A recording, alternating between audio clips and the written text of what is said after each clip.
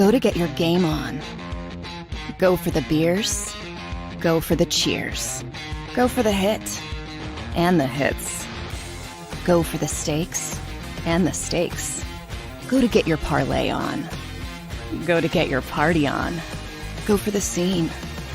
Go for the screens. Go for the gallery.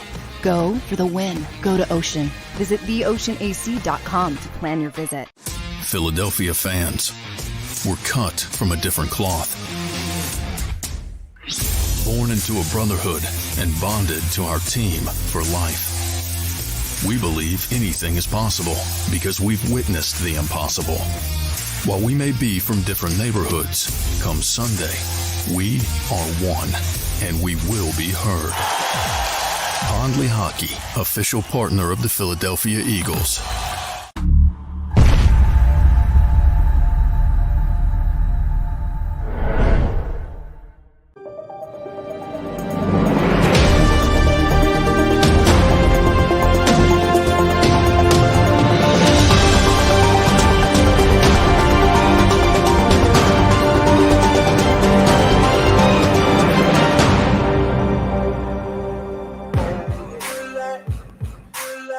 Back at it again. It's the Football Playbook with your boy, RIC, and the place to be, Ric Serritella, here on this 95th edition here. Wednesday, January 18th, 2023. It's hump day, here to get you a day closer to the Turnpike Trilogy.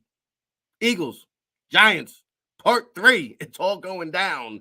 The road to Glendale runs through the NFC East. We're going to talk about it for the next 2 hours of power. Glad to see you're buckled up, strapped up, ready to go, hunkered down, buckle up.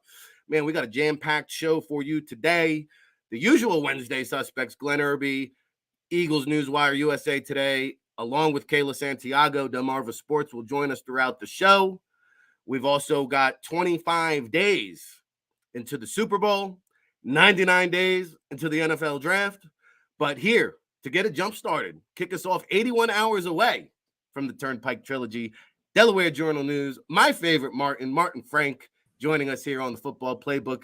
Good morning, Martin. I appreciate the time. I know it's a playoff week, so you're very busy, crazy schedule, hecticness all the way around, but I can't wait to pick your brain for this Turnpike Trilogy classic that's going to happen this Saturday night at the Link, 8:15 p.m., I know the beat writers just love them some primetime games, but hey, you know, where are we feeling? I guess a big sigh of relief yesterday. I guess from the Eagles fans, it sounds like a lot of confidence from the Jalen Hurts presser. He wasn't on the injury report. We're feeling pretty good this morning, yeah?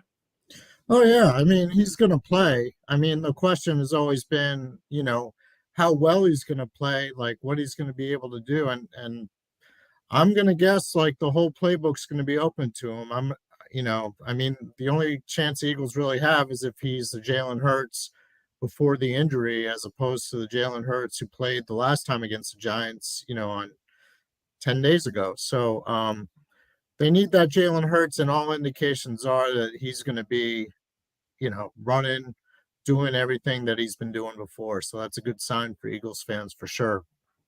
I agree wholeheartedly. And last week, I didn't know if the whole playbook would be open. I didn't know where Jalen Hurts would be with the pain tolerance, because week 18, we did see adjustments. I don't know if that was by design, if it was due to the Jalen Hurts implications, but we did see fewer designed runs. We've had some guests, and myself included, thought maybe some of the ball velocity was off on the deep ball throws, but the fact that he did get in there, kicked off some of that rust, you've got to imagine he's feeling better now. Do you think the designed runs will be like what we saw in week 18, more like we saw in the beginning of the season pre-injury, or kind of an ebb and flow of the game to be determined? I think it has to be like what it was before the injury. I mean, you know, that's like Jalen Hurts' superpower, and that makes everybody else more effective, because if the Giants have to devote someone to try and stop him, well then, you know, AJ Brown doesn't have double coverage every time he goes out. You know, Miles Sanders doesn't have a Giants linebacker spying him, because maybe he's worried about Jalen Hurts keeping the ball on the read option. So Yeah, I think you got to pretty much open up the playbook to what it was before the injury. And we saw the first game against the Giants on December 11th, which was a week before the injury. you know, Hurts and the offense were pretty much unstoppable. They put up 48 points against the Giants. They didn't know, every time they tried to like focus in on Hurts and Miles Sanders, he threw deep to Devontae Smith or AJ Brown. And every time they tried to take those guys away, they just ran like crazy and the Giants had no answers. So yeah, that's what the Eagles need. I mean, if Hurts is 100% or close to it, the Eagles shouldn't really have much of a problem with the Giants.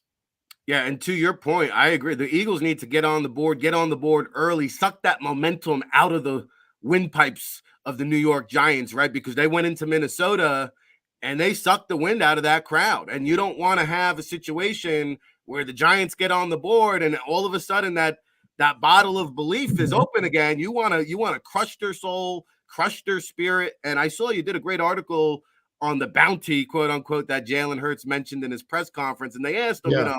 how's your pain tolerance from the last game to this game? Has it improved? He said, I can't call it. But I noticed he's been consistently saying that this is not the first time he's played with an injury. This is not the first time he's been injured. He said it's just magnified. And obviously the playoffs, there's an ultra microscope that he's underneath. But has Yeah. has he really been this seriously injured and played through such pain? Do you know, Martin? Well, not this year, but I mean, last year he sprained his ankle. I think it was against the Giants like late November up at the Meadowlands, and he missed the one game, and then they had a bye. Like Gardner Minshew replaced him, played really well. They beat the Jets, and then they had a bye, and then he came back, but he wasn't the same. I mean, the ankle bothered him. Even like I remember the playoff game against the Buccaneers, he came into his post-game press conference wearing a walking boot, which we had never seen. So that was kind of a red flag. It kind of like up until then, like, it was just he was going to play and he was going to do what he was, always doing. And, you never really realized how much in pain or how bad it was until that post game press conference against the Bucks when he shows up in a walking boot, and then I think it was like a month later he had surgery on it. So yeah, I mean, I assume that he played through a lot of pain then, and I assume he's going to play through pain this time. I don't think his shoulder is totally healed. I mean, we didn't really see, like last week they had 2 practice days. The first day he didn't throw at all. And the second day he did throw, but we only saw like maybe 10 or 15 minutes. So you can't really get a gauge on how well he was throwing or moving around or anything like that. But, today's practice is going to be huge because it's like their most intense practice of the week and everything. So, if he's if he's not on the injury report like he was yesterday, and yesterday I should clarify was a walkthrough, so that was just kind of an estimate. So if today he's not on the injury report, well, that's obviously a pretty good sign that he's good to go and he'll be, he'll play as much and as effectively as he can with the shoulder. But I would assume that like sometime after the Eagles are done playing, we'll probably get a much better idea of how painful this whole process was for him. Yeah, And I would say the same thing with Lane Johnson. Yeah, no doubt. What time is practice today, Martin? Do you know?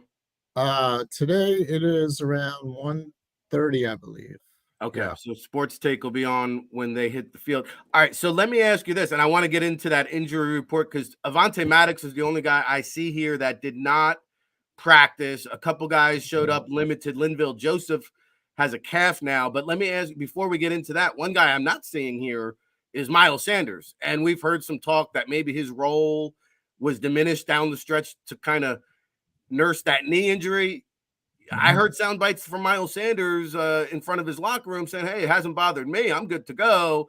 Sirianni in his pressers says it has been an issue. Now, ironic enough, the 5'5" giant killer in Boston Scott, I mean, this guy just 10 touchdowns in 8 career games, I think it is. So how do you see the backfield? Is it going to be a committee by approach? Are they going to get back to leaning on Miles Sanders? Will today's practice with Miles be a telling sign how much workload he gets on Saturday? How do you see that backfield unfolding?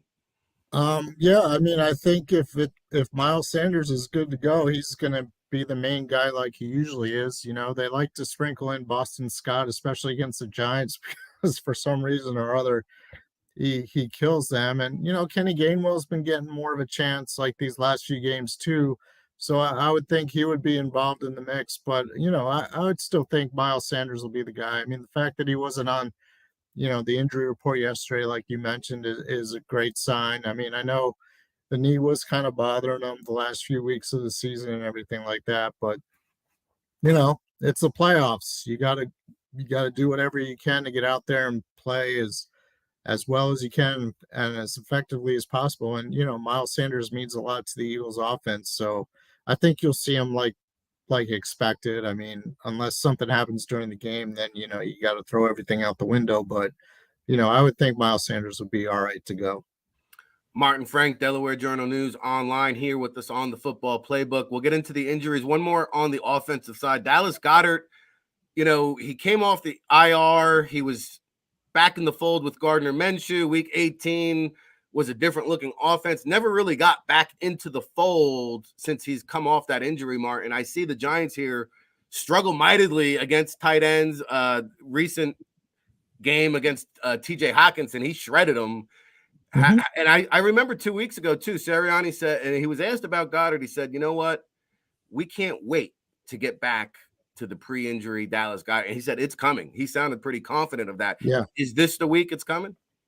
Yeah, I mean, I would think so. You know, they've kind of like eased him back in. I was kind of surprised like he hasn't been as much of a focus of the offense as he was before the injury. But you know, for a lot of these guys, having this week off was like everything for them. I mean, you know, if the Eagles had to play a playoff game last week, you know, Lane Johnson already said that he probably wouldn't have been able to play. You know, Goddard would still be hurting. Miles Sanders would still be hurting. Avonte Maddox, no chance. He's probably not playing this week either. But, you know, and even Jalen Hurts, I mean, you know, if he had to play a week after the game against the Giants, I mean, he's probably not, you know, the Jalen Hurts that we're accustomed to seeing. So, like, you know, that having that bye week was huge for all these guys. I mean, Dallas Goddard now I think is what, like maybe 2 months past or a month and a half past his injury and stuff. And I know the shoulder injury, he didn't have surgery on it. He needed time for it to heal, and he probably came back a little bit sooner than than he should have. I think he did. He came back against the Giants the first game. If I'm, oh no, it was the week after. No, it was the Cowboys game. Never mind. But you know, so he's only been back for like three games. This will be his fourth game. He's had an extra week to rest, and you know, for a lot of these guys, I mean that week off makes a huge difference, and I think you're going to see that on Saturday night against the Giants. I mean, they'll probably be as healthy as they've been in, I don't know, probably the last month or so, easily. Yeah, and you know, the Lane Johnson is a big one, and that's the benefit of the bye week. So, what is I did not hear Lane say that, so that's interesting. He said last week he would not have been able to go. It sounds Yeah. like 99.9% he is going to go. What's your confidence level, though, Martin, that he lasts this whole playoff Well, run? yeah, that's a huge question because when we talked to him last week, I mean, you know, he said what he said about, you know, probably not being able to play last week, and B, I mean, it's an injury that he needs surgery on. It's not something that's going to heal. You know, I mean, he's going to have to play through probably an incredible amount of pain. I mean, more than you know you or I or anybody else could probably handle. So it's just a question like how long can he last? I mean, he first suffered the injury, or at least as far as we know about, in that first game against the Giants on December 11th. You know, he made it through the next game against the Bears, but then it came up again, you know, against the Cowboys, which was 2 weeks after. So I mean, it could flare up again at any time, and maybe he, you know, and if it does, you know, he's probably going to have to come out, and maybe he tries to come back in, or maybe it's just so bad that he can't play. And you know, the Eagles obviously need a backup plan, and I think we've kind of seen that the last couple of weeks with Jack Driscoll playing right tackle. And I think we've also seen that Jack Driscoll, and nothing against Jack Driscoll, but he's not Lane Johnson, and actually nobody is. So they really need Lane Johnson in there as effective as possible, but there's no telling, if that's going to happen or how long he's going to last. Because, like I said, it's an injury that he needs surgery on, and it's not going to heal. I mean, even though he had the last 2 games off plus the bye week, I mean, there's no telling, like, how much he can last during the game. So big question for sure. To me, that's the biggest question mark, or the biggest impact, at least in regards to injuries. And not too far behind that on the defensive side is Avonte Maddox.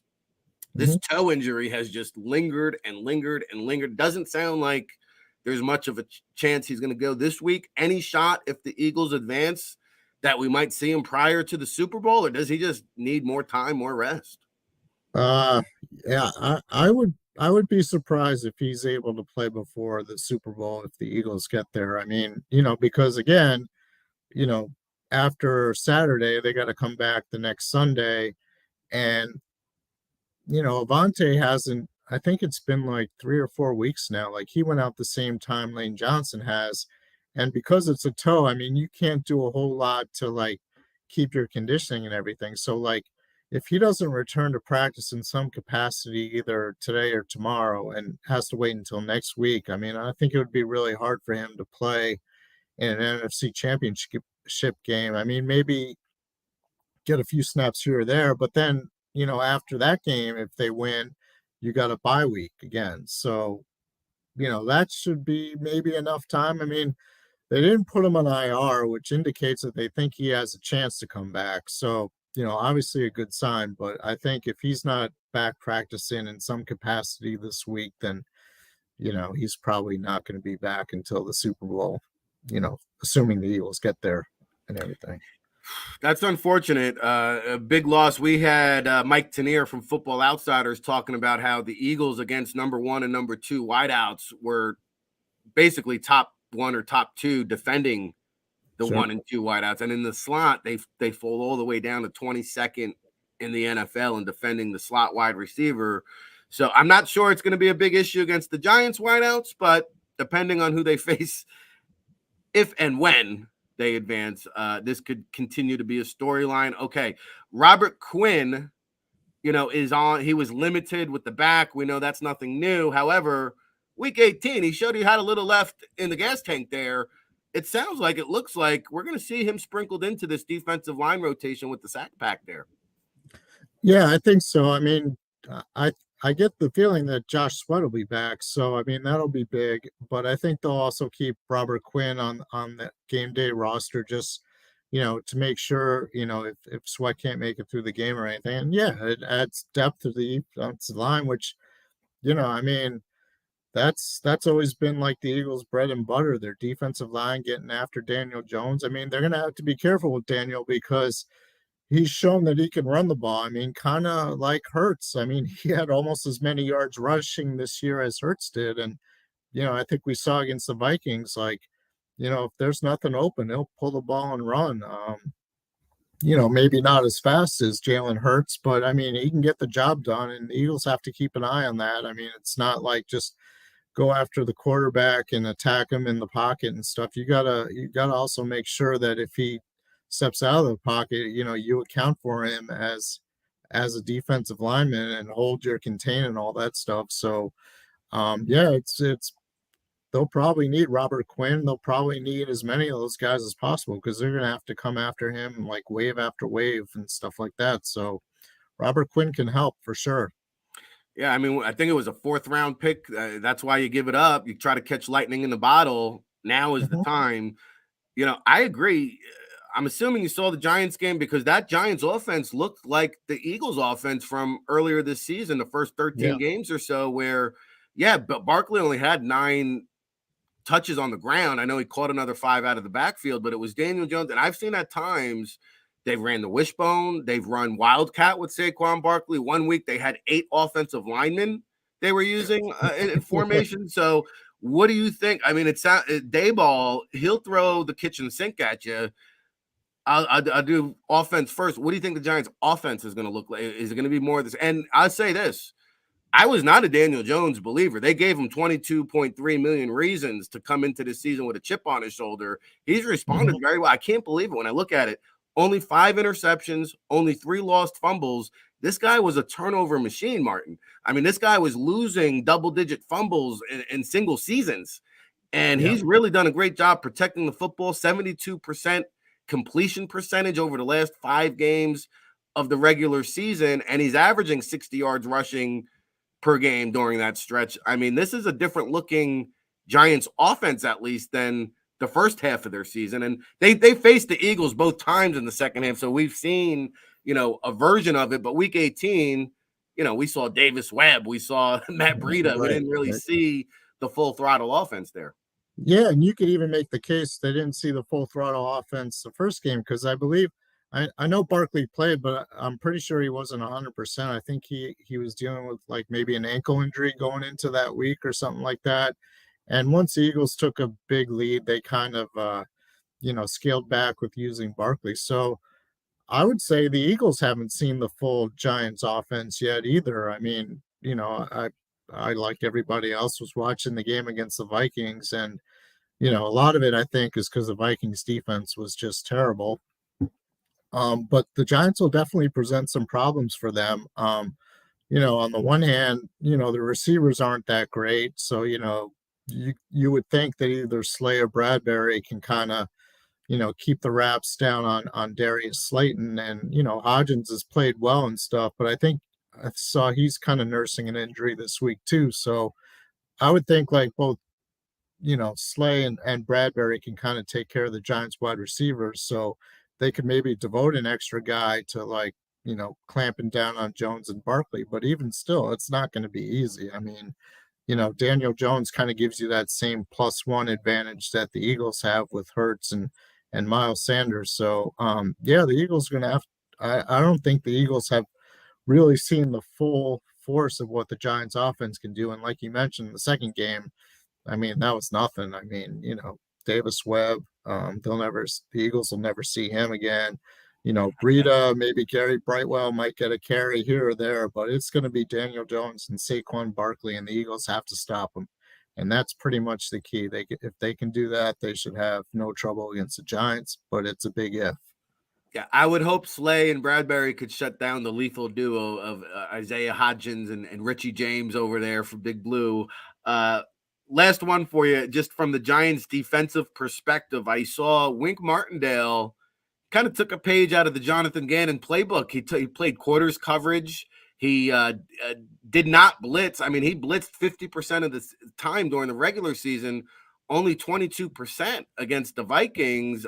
Is this, something the Eagles have to think about this matchup? Because usually Wink Martindale likes to send that pass rush, but last week, not so much. Was that just an adaptation to the Vikings? Will we see something different against the Giants? This coaching staff for the G-men have been very, very well. I would think they'd blitz Hurts like crazy just to try to hit him, and see how well his shoulder can stand up. I mean, I would think against the Vikings, they didn't blitz as much because of Justin Jefferson, and they wanted to make sure, that he wasn't getting behind them. And they did a great job. I mean, I don't think he had more than 5 or 6 catches, maybe 50 something yards. He wasn't one catch in the second half. Yeah, he wasn't much of a factor at all.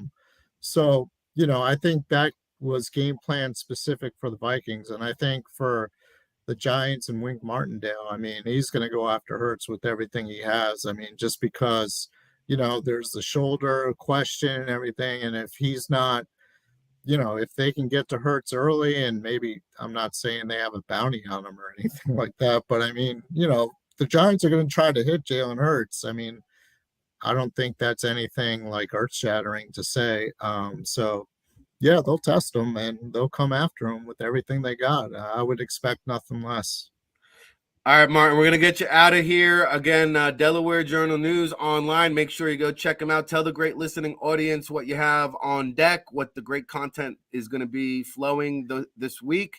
And also, I see here, last time I checked, it was a 7.5 point spread in favor of the Eagles. Do you see it closer? Do you see a blowout? What kind of outcome are you looking at Saturday night? I actually I think the spread is pretty much like right on the money. I mean, I think the Eagles will win. I think it'll be like, maybe like a 28-20 type of game. Um, but I think it'll be interesting. It's definitely not going to be the blowout the first game was, and the second game you just pretty much throw out the window.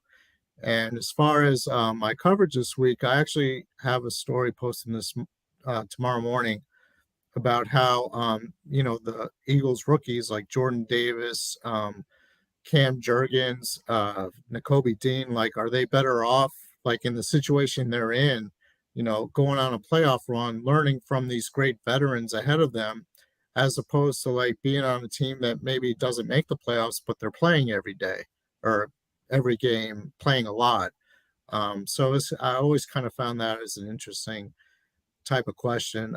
And then later in the week, I'll have something on, just how important this game is for the Eagles. I mean, if they're to lose this game, I mean, people in Philly obviously would go crazy, and rightly so, because they're a number one seed. They should get to the Super Bowl, or at least to the NFC Championship game. And you can't really just pin everything on saying, oh, well, they're a young team, they'll be back and everything. Well, that's not necessarily the case. I mean, their offensive and defensive coordinators are up for jobs.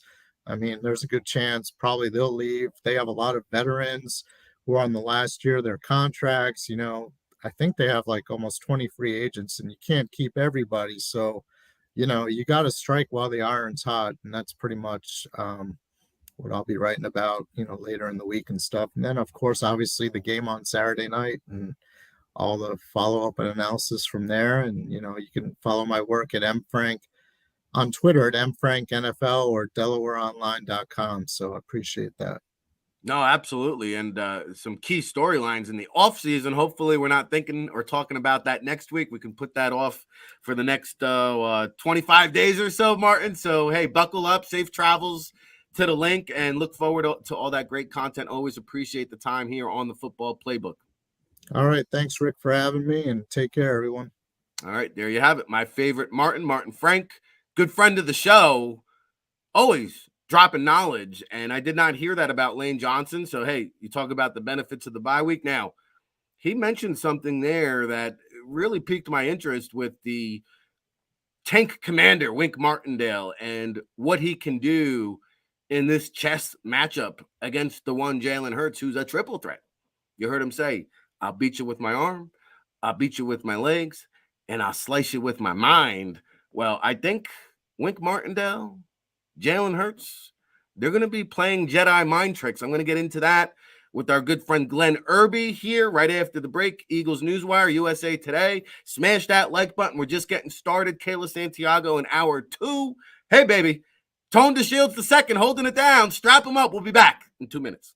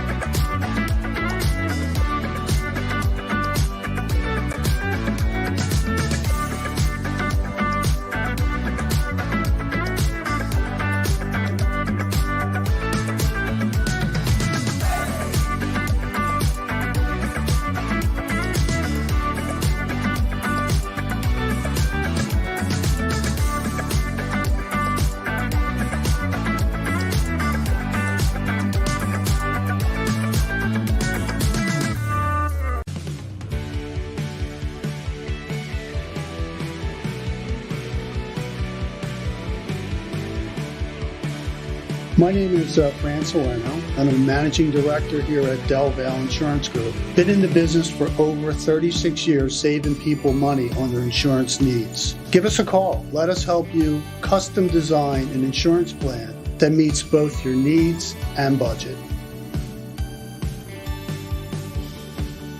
Since 1977, it's always been about you, the community, at Rafferty Subaru. And through the Subaru Love Promise, we prove we care by supporting charities like So Good Now. SOGA now helps kids in under-resourced areas by connecting them with student athletes to serve as mentors. We remove barriers so athletes can help youth in the corners of our communities where light and love are needed most. When you choose Rafferty Subaru, you help organizations like So Good Now. It's all about you at Rafferty Subaru. Go for the beers. Go for the cheers. Go for the hit and the hits. Go for the scene. Go for the screens. Go for the gallery. Go for the win. Go to Ocean. We all know that taxes are just part of life. It's true during our working years, but also in retirement. But what you might not know is up to 85% of your Social Security benefits might be taxed. Our team at Thrive Financial has helped retire thousands of people across the Delaware Valley by asking questions they never knew they needed to ask, including how their Social Security benefits might be taxed. It's time to be proactive on taxes. Get your Thrive Retirement Tax Playbook today.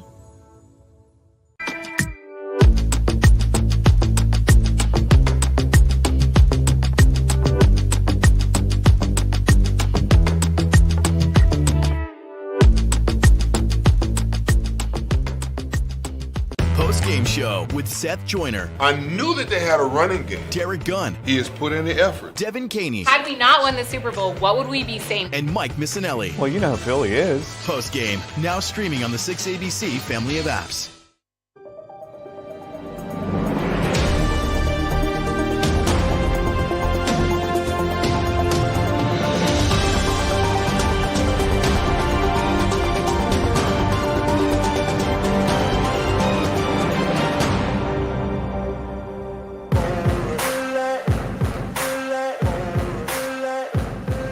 All right, back at it again. The Football Playbook here. Ric Serritella broadcasting live around the football universe from the Jersey Shore. It's all brought to you by the Ocean Casino and Resorts in Atlantic City. Make sure you get down on that Ponley Hockey pre- and post-game show this weekend. It's all going down. The Turnpike Trilogy. Saturday night, 8:15 kickoff. I see Joe Davis, Moose Johnston, and Pam Oliver will be on the broadcast. They've drawn, I think, the majority of the Eagles broadcast, it seems like, this year. And I haven't watched all the TV broadcasts. Sometimes I turn the TV down, put the radio on, and I love me Merrill Reese to death, but it drives me crazy. He never gives like the down and distance. He never gives me the score before we go to the commercial. So it drives me a little bat crazy sometimes, but you win some, you lose some. I'm curious to know, do you guys listen to the TV broadcast or do you turn up the radio volume? Also, shout out to all the chat room people. I didn't ignore you. We dived right into it with Martin Frank today. We got a jam-packed show all week long, actually. So buckle up for that. But much love and props to all the chat room people. We got the greatest Eagles community here in the world. So, hey, if you're a long time, first time, everything in between, smash that like button. And we're here weekdays live, 10 a.m. to noon Eastern time. So keep it flowing, keep it going. And it's hump day. So here to get us through the Wednesday, we're 80.5 hours away to the Turnpike Trilogy. And, the tailgate takeover is going down with Gail Saunders this Sunday. And a lot of people are going to be asking, who's got the Herb? Glenn Irby from Eagles Newswire USA Today joining us here on the TFP. Glenn, man, playoff week. This is what we live for, right? How you doing today? Good morning, Rick. I'm great now. After that one, I'm great. Good morning, man. Hey, I know you've been waiting patiently in the virtual green room, and we appreciate that. You got much more content to get to. I'm sure you did 15 key players for this Giants and Eagles matchup. We'll get into some of that. But our previous guest, Martin Frank, made a good point. I wanted to get your follow-up opinion with the Tank Commander, Wink Martindale. And this guy, nobody blitzed more than Tank during the regular season. I think it was about 50% of the time. Now, the Vikings, not so much, only 22%. We saw quarters coverage. I said, what the hell is going on with the G-Man? What's gotten into this team? But to Martin's point, like with the banged up Hurts, even though he's not on the injury report, they know that shoulder is one hit away from Minshew Mania time. So do you think that Martindale will get back to the blitz? Will we see what we saw last week, or will we maybe be left guessing this Saturday night?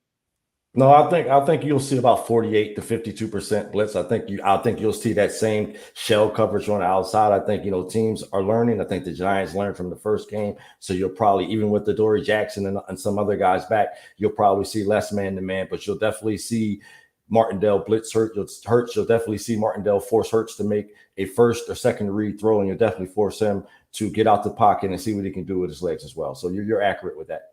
Okay, let me ask you this then, because, yeah, I saw half a dozen guys popped up on the Giants injury report yesterday, but as far as I'm aware of, Ojulari is the only one that's kind of questionable or could miss action. Now, last week, believe it or not, the Giants had 0 players on the injury report going into that Vikings. So while the Eagles are pretty healthy, I'm not sure anybody's fully healthy as much as the Giants are in terms of starters now. They haven't seen Leonard Williams yet this season, the Eagles. And they didn't see Sexy Dexter Lawrence last game either. Now, he called Jason Kelsey a nice little scrappy center yesterday. And you say, well, what the heck? I mean, it's mano a mano. This is big boy football now. All-pro versus all-pro. And I think Eagles fans sometimes take Kelsey for granted just how good he is. This is a 50-pound mismatch. I mean, they're both like 6'3", but Sexy Dexy, he weighs 50 pounds more than Kelsey. So if you want to see an incredible display of athleticism, understanding of angles, like watch Kelsey this Saturday night. But you talk about a heavyweight matchup affair. Kelsey, Sexy Dexy. I feel like this should be a one-off pay-per-view event. Right, you hit it on the nail perfectly. I think you'll see a situation where the Eagles don't necessarily play with that much power up front. I mean, they are dominant, but you'll see moments where Kelsey's on the move, he's pulling. And so when you have Kelsey pulling, you'll have situations where Landon Dickerson or Sumalo would take his place. So they'll have situations and they'll have things in place to dole Dexter Lawrence off, to make him uncomfortable, to allow Kelsey to still get to the second and third levels like they like to do. Yeah, and he's got 1 inch on Kelsey and a 50-pound weight difference, so he called him short. But now, this guy, he led, believe it or not, he led all defensive linemen in the NFC, at least 68 tackles from the interior. That's pretty good. 7.5 sacks, 7 tackles for loss, 3 pass deflections. So he's got active hands, a pair of forced fumbles for a 350-pound man. This guy's got some heck of agility, man, and athleticism. Now, let me flip the script, because on the other side, this is a different G-Men team than we've seen in recent years. They got some players in the trenches. And Andrew Thomas, he made his first All-Pro this season, as did Camden's own Hassan Reddick. So you've got another All-Pro versus All-Pro in the trenches on the edge. And Reddick, man, this guy down the stretch, I know Bosa's probably going to win Defensive Player of the Year. But, man, I'd say over the last 5 or 6 games, Reddick has been in the same stratosphere, if not better. But this Andrew Thomas matchup now, this is going to be another heavyweight affair. Yeah, it'll be an interesting one. I think in that first matchup where the Eagles won 48-22, they were able to get pressure off the edge, off of Thomas's side and Evan Neal's side. Thomas has improved. He's an all-pro, but I think we'll want to watch Brandon Graham. We'll want to watch Josh Sweat and their matchup with Evan Neal. So if there is an edge, if there is a side, I think they'll go off of that right side where Neal is. Thomas is much improved, and we'll see how things play out with him and Reddick, like you said. Glenn Irby, Eagles Newswire, USA Today. Occam's razor. I didn't forget your question, and what you asked earlier. We kind of addressed earlier in the show, but I'm gonna let Glenn have a crack at it. And I think the question was just in terms of the Eagles' offense, Glenn. Like, will you see the pre-Jalen Hurts injury offense? Will you see a Week 18 Eagles version of the offense where maybe some of the designed runs are out of the playbook? And I think more pointedly, what he wanted to know was, do you think that they'll play it conservative and limit Jalen's hits, or is everything on the table, empty out the kitchen sink? I think it'll be a little bit of everything. I think it'll be on Jalen to not get himself hit, to not take some of those stupid hits. So I think some of those more designed runs where you see he's liable to get hit, where he's the sole ball carrier, you won't have that. Will they still run RPOs? You have to. You have to keep Thibodeau, Dexter Lawrence, and those guys honest. So you'll still see RPO game, but I think they'll open up the kitchen sink. I think they'll come out trying to pass the ball. I think they'll come out trying to test the Giants secondary and see what's there. But he'll run the ball. He'll have to run the ball. He'll have to be himself. It's a one and done situation. It's a tournament at this point, so there's no need to be conservative. You don't want him taking shots. You don't want him going head up with linebackers or things like that, but he has to play his game for them to be efficient. You know, at last glance, it was Daniel Jones who was more of a lethal dual threat in that Vikings game. 17 carries. We got somebody in the chat room saying, hey, Saquon Barkley's really not going to be a factor, and he hasn't been in recent trends with the Eagles. He's been pretty much a non-factor. Now, he only had 9 carries against the Vikings last week. He had 5 catches out of the backfield, so 14 touches. I wouldn't be shocked. I wouldn't be surprised if the Giants double down on his touches and the G-men try. They have the time of possession now, 35 minutes to 25 minutes. That goes back to the Commanders' recipe for success. We saw the Colts try to do that. We saw the Bears try to do that. I think one of the other losses that the Eagles had this season was a team that just carried the ball and tried to milk the clock.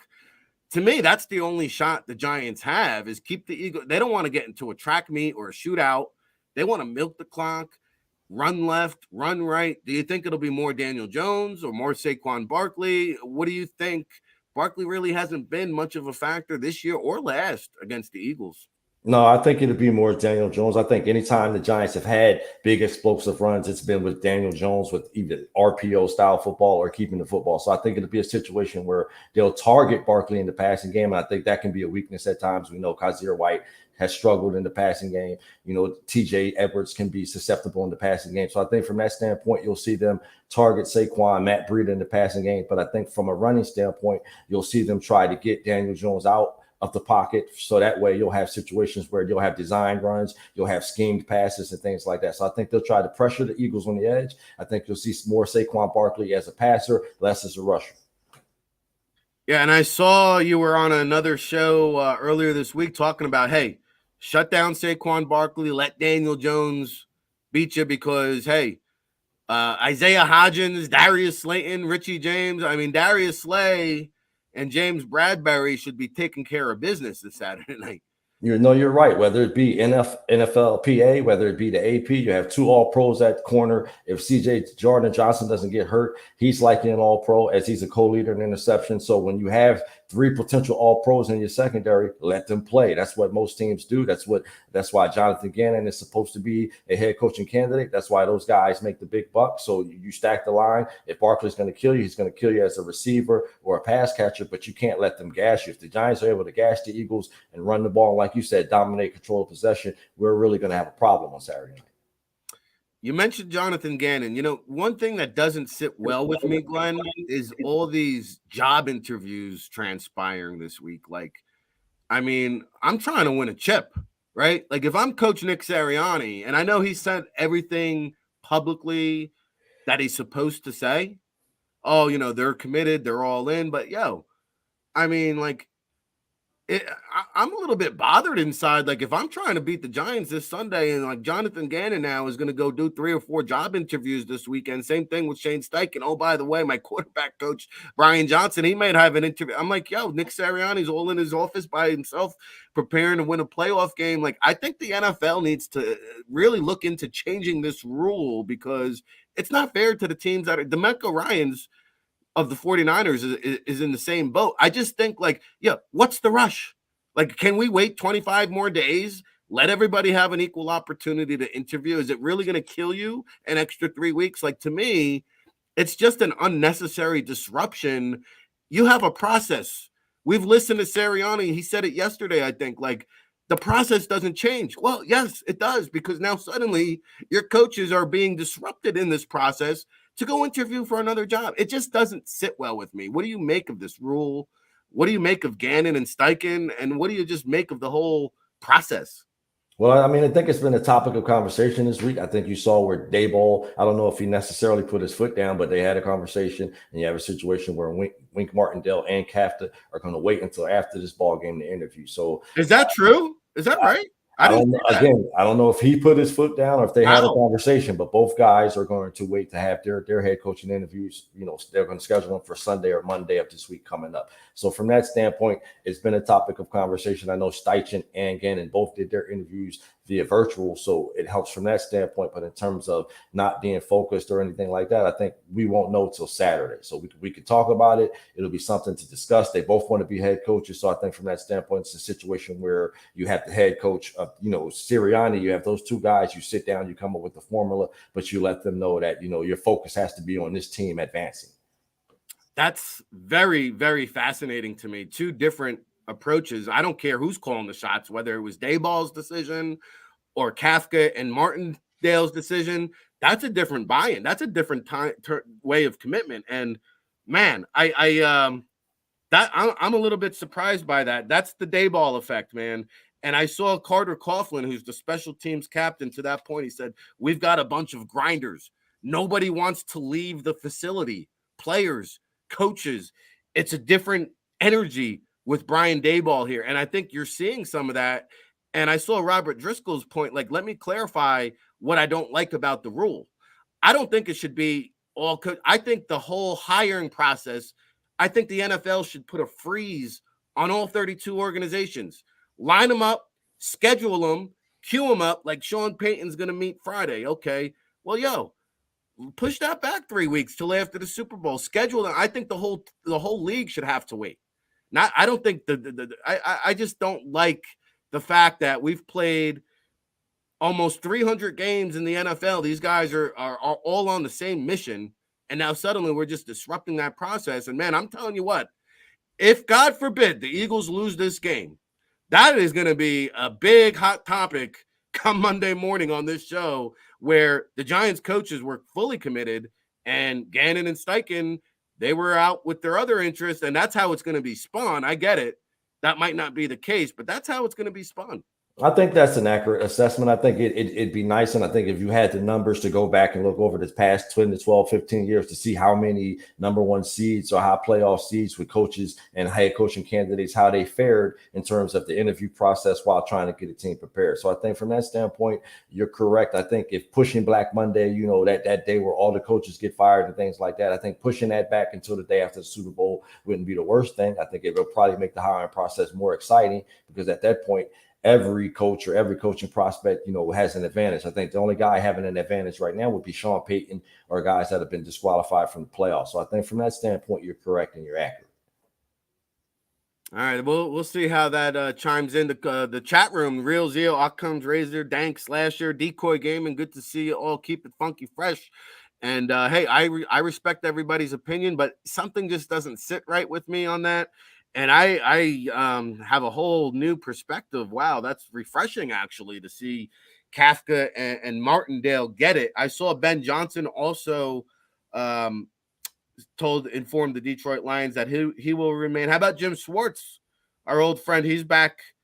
The boys are back. He goes over to the Cleveland Browns. He spent the last 2 years with the Titans as a consultant. So Jim Schwartz back in the fold here. Yeah, Myles Garrett with that wide nine. Myles Garrett might rack up 22, 23 sacks next year. So that'll be something interesting. We'll see how it impacts their defensive tackles, linebackers, and their corners. But from the standpoint of Garrett and the edge rushers, I think there'll be something fierce on defense. Let me ask you about Tyreek Cleveland. I should mention him since we're like an hour into the show. They added him to the practice squad yesterday, I remember him coming out of Florida. I think I might have saw him down at the Senior Bowl, but he was kind of a gadget player, wide receiver that ran a lot of end arounds and bubbles and screens. He was a 7th-round draft pick by the Denver Broncos a couple years ago. Didn't necessarily pan out. He played 23 games, only had 8 catches for 97 yards, but he did play 320 special team snaps. I see here. Is this something that could be a move for the playoffs, or is this kind of like more of a futures deal, Glenn? It'll be something to see. I'd be shocked if he got, elevated for the playoffs. But like you said, in terms of Howie Roseman always focused on roster building and making his team better, you have him on the practice squad. So at that point, when the season does end, you can sign him to a futures deal. You could be a solid gunner. He's a big physical receiver. So you have different ways of utilizing him. So I think from that standpoint, he's a guy to look for towards the future. Okay, yeah, I got that off of the Eagles Newswire on USA Today, which you do a great job of running and managing. And also you did 15 key players for the Eagles and Giants matchup. We're running out of time here, but give me some of your biggest impact players and key matchups or players to watch this Saturday night. Well, I think it'll be all the guys that missed that first matchup. So we got to watch Dallas Goedert because I think he makes things easier for Jalen Hurts. I don't think Gardner Minshew took advantage of him as much as he should have during those two games. So he's definitely a player to watch for the Giants. Dexter Lawrence, Leonard Williams, Adoree Jackson. How do they impact the defense in terms of the passing games? How they'll play in coverage? Lane Johnson, he'll still need surgery, so his injury will be something to watch. He's had 2 weeks to rehab, but he's still going to play through pain. Jalen Hurts is going to play through pain.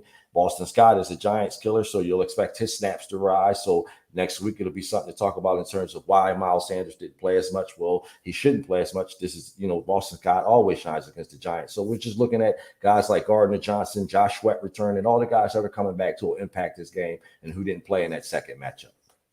All right, fair enough. Last one here before we let you go. 7.5, I think, was the last time I saw it. We know the week 18, I think it was a 6-point affair. Week 11, it was about a 26-point affair. So are you looking at this as more of what we saw in the first match, the second match? How will the Turnpike trilogy turn out on Saturday night? A little bit of both. I think the Giants are better on both sides of the ball. They're confident. So from that standpoint, it won't be 48-22. But the Eagles are still the better team. They have, MVP caliber players on both teams. They have a potential MVP at quarterback. I think the Eagles win, pulling away 31-20. Wow, 31 points. Okay. So there you have it. 11 points for the Eagles. Glenn Irby is breaking it down here. What will you have on the docket over at Eagles Newswire the rest of the week that the listening audience could look forward to? Oh, everything we just talked about, breaking it down this big week. We'll do some talking about the other two teams that are in the NFC playoffs, just breaking things down. Jalen Hurts, how Lane Johnson will fare, how the Eagles will play on offense, pass ratio, run pass ratio, all those things. So we'll have it like that. Eagles.newswire.com, the cover 2 NFL for Twitter, Facebook, and I just appreciate it, Rick. Yeah, well, you know what? Before I let you go, and we had a lot of people say they didn't like the Monday Night Football playoff game. My selfish, I love football. I'm never going to complain about an extra game.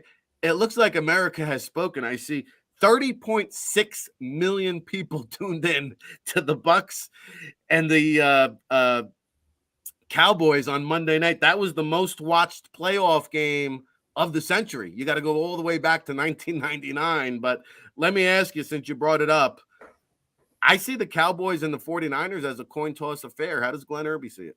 I agree. I think, that the 49ers are the more physical team. I think, Brock Purdy hasn't flinched yet. So I think from that standpoint, with them playing at home, the momentum, I think they'll win a close one. But it could be a coin flip. It could be whoever has the ball last, in my opinion. I agree with what you're saying. All right. Well, hey, we'll come back next week. We'll see how it all unfolds. We're looking forward to it. And thank you so much for the time here today, Glenn. Thank you, Rick. You and Tone, as always. Appreciate you guys.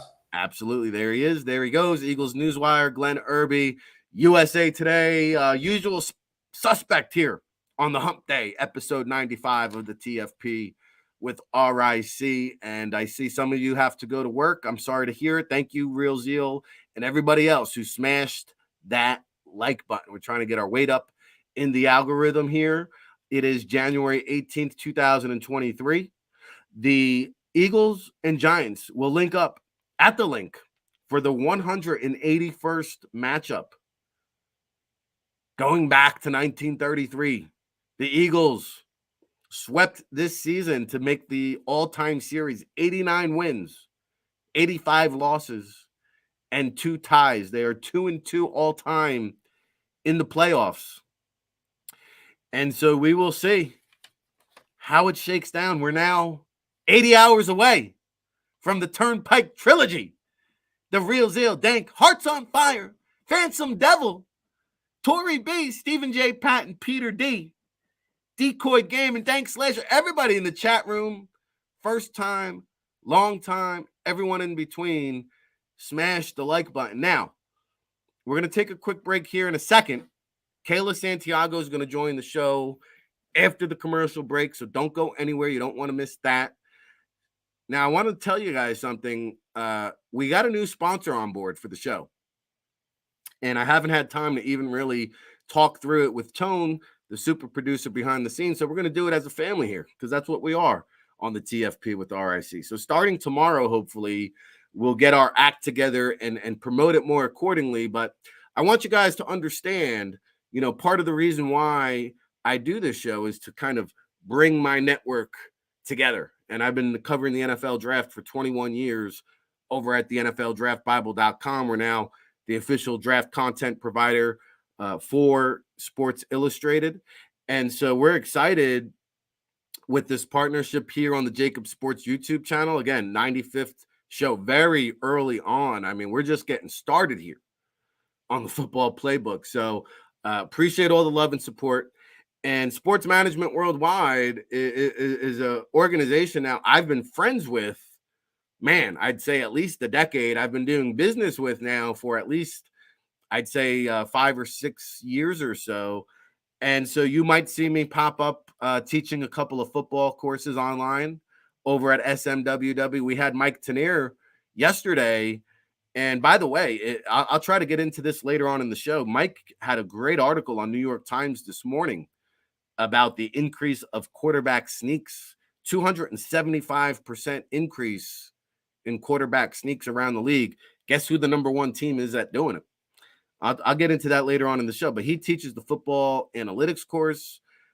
We have Dan Vandernat on every Thursday, and he'll join us tomorrow along with Emery Hunt, Eugene Chung, and the Biz is back, Chris Bizzagano from the Giants Insider. So we got 4 guests tomorrow, but like Dane Vandernat teaches the football GM and scouting course along with Rick Spielman, the former Vikings. So, you know, one of the cool deals, probably my favorite event, and I promise the promo, this ain't really a promo, I'm just kind of giving you guys some perspective. One of my favorite events is the NFL Combine Conference. So those of you who work in football, who will be out in the combine, or maybe you're interested in getting involved in football, or maybe you just want to come out and hang with me. I don't know. It might not be the worst idea, but we do this football career conference. I've been a part of it, again, for the last half dozen years or so, and they've provided us with a great promo code to save $200 off of that event. It's my favorite event of the year. If you're interested, hit me up for more details offline, RIC at NFLDraftBible.com. But you can use the promo code DraftBible23. That's all lowercase, DraftBible23. And yeah, we're going to start doing some things with Sports Management Worldwide. So I'm excited about that. If you're somebody that just wants to understand the game, learn how to break down all 22, we're talking to Baldy about maybe doing a online course at Sports Management Worldwide. So Brian Baldinger will join us Friday, Football Friday. We got Brian Baldinger, Mike Gill, Coach Flip, and the NFL Pick'em. So the next two shows are probably going to be the best ever of all time. But the best segment we ever had is going to be coming up next, right after the commercial break, because Delmarva Sports Director Kayla Santiago, part of the NFL Draft Bible Familia, will join us. So smash that like button. We'll be back right after this.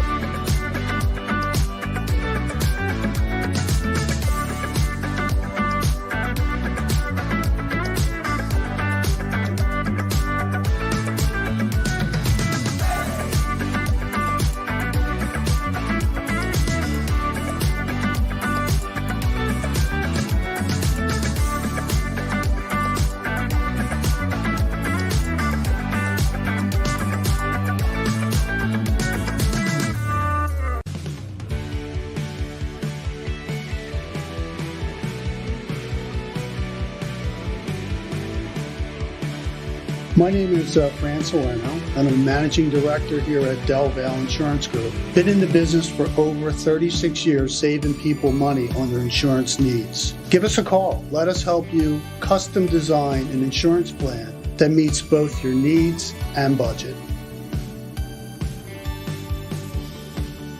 Since 1977, it's always been about you, the community, at Rafferty Subaru. And through the Subaru Love Promise, we prove we care by supporting charities like So Good Now. So Good Now helps kids in under-resourced areas by connecting them with student athletes to serve as mentors. We remove barriers so athletes can help youth in the corners of our communities where light and love are needed most. When you choose Rafferty Subaru, you help organizations like So Good Now. It's all about you at Rafferty Subaru. Go for the beers, go for the cheers, go for the hit and the hits. Go for the scene. Go for the screens. Go for the gallery. Go for the win. Go to Ocean. We all know that taxes are just part of life. It's true during our working years, but also in retirement. But what you might not know is up to 85% of your Social Security benefits might be taxed. Our team at Thrive Financial has helped retire thousands of people across the Delaware Valley by asking questions they never knew they needed to ask, including how their Social Security benefits might be taxed. It's time to be proactive on taxes. Get your Thrive Retirement Tax Playbook today.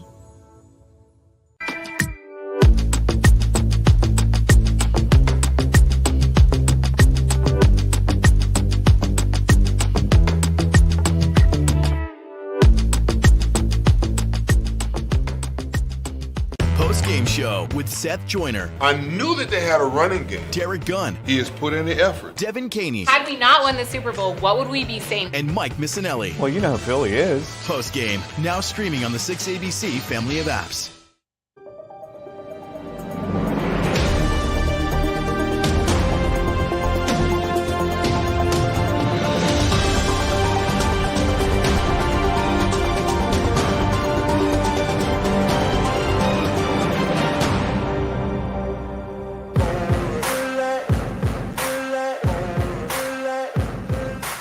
Back at it again. All right, seeing the place to be here at the Jersey Shore, broadcasting live around the football universe. It's a Wednesday here on this beautiful January 18th, 2023. 99 days away to the NFL draft. Unbelievable. And I see all the questions coming in the chat room. NFL draft, wide receivers. I'll try to sneak that in the final segment. Marvin Harrison Jr., good-looking player. Yes, he does have another year of eligibility remaining, so I'll get to that. Devin Owens and Phantom Devil, I see you out there. Got to give a shout-out to all the long times and first times, Decoy Gaming, Dank Slasher, Adams Exploits, TB, The True Goat, Tori B, Chris Strecker, great to see you. Occam's Razor, oh, baby. Are you talking about the DVOA Adams Exploits? I'll try to get into that as well. All right, Project Patterns, Alexander Freeman. I won't keep you waiting. As you know, each and every Wednesday, Delmarva Sports Director Kayla Santiago joins the Football Playbook Extravaganza Bonanza. Good morning, Kayla. How are you today? I'm doing great. A little bit nervous for this Saturday, but, you know, we got to keep positive vibes around here, so I'm doing well. I'm curious to know. I know Delmarva Sports has been covering the Eagles on and off throughout the season. Will you be up at the link Saturday for some Eagles coverage? Not yet. If they get to the final round of the NFC playoffs, yes, we will. But, you know, we got some other commitments this Saturday. So hoping for a win, as, you know, loving my birds, but also hoping for a win so we can cover it one-on-one. Yeah, I'm looking forward to it because I think Delmarva Sports has better coverage than a lot of the local media outlets, but that's just me. We'll wait for that, and I think the Giants will take care of business. I feel pretty confident about it, but, you know, like I was telling the super producer off the air, Tone to Shields II, like you can't take anybody lightly this time of year. It seems like everybody was just automatically assuming the Giants would win this game against the Minnesota Vikings. I don't care. That was still a 13-win ball club. So the Giants are very capable. They're riding in with probably an all-time high in terms of confidence. And this Brian Daboll effect is a real thing. I look around I mean, all you got to do is listen to him talk.